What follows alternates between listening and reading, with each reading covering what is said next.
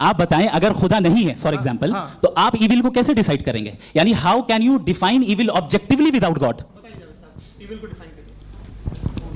دیکھیے دنیا میں 2 طرح کے جانور ہیں، ایک جو اکیلے رہتے ہیں جنگل میں اور ایک جو گروپس میں رہتے ہیں۔ گروپ میں جو بھی رہے گا، چاہے وہ آپ کا فاؤنڈیشن ہو، چاہے کوئی کلب ہو، چاہے کوئی پولیٹیکل پارٹی ہو، چاہے کوئی یونٹ ہو، اس میں آپ کو انٹریکٹ کرنے کے رول بنانے پڑیں گے۔ یعنی لوگ طے کریں گے؟ لوگ طے کریں گے۔ اگر لوگوں نے یہ طے کیا کہ کسی کا ریپ کرنا صحیح، آپ جسٹیفائی کریں گے؟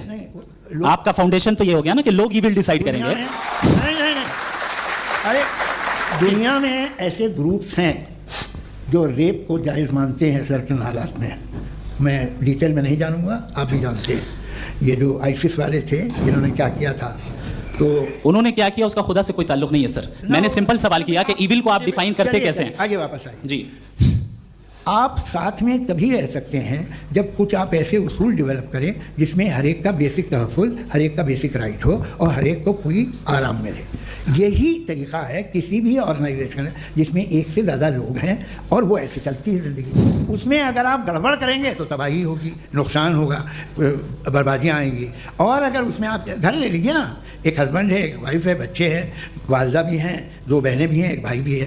اب اس میں کوئی نظام آپ کو چاہیے ساتھ میں رہنے کا، اور ایک دوسرے پہ بھروسہ رہے، ایک دوسرے کے بھائی خواہ ہوں، ایک دوسرے کی مدد کریں، ایسی زندگی۔ سر آپ کی بات آ گئی، آپ یہ کہہ رہے ہیں کہ لوگ ڈیسائیڈ کریں گے کیا صحیح ہے کیا غلط ہے، یہی ہے میجورٹی ڈیسائیڈ کرے گی کیا صحیح ہے کیا غلط ہے؟ ارے بھائی بالکل، میجورٹی اگر یہ کہے کہ نازی جرمنی کے ساتھ جس طرح میجورٹی تھی کہ جینوسائیڈ کرنا صحیح، آپ جسٹیفائی کریں گے؟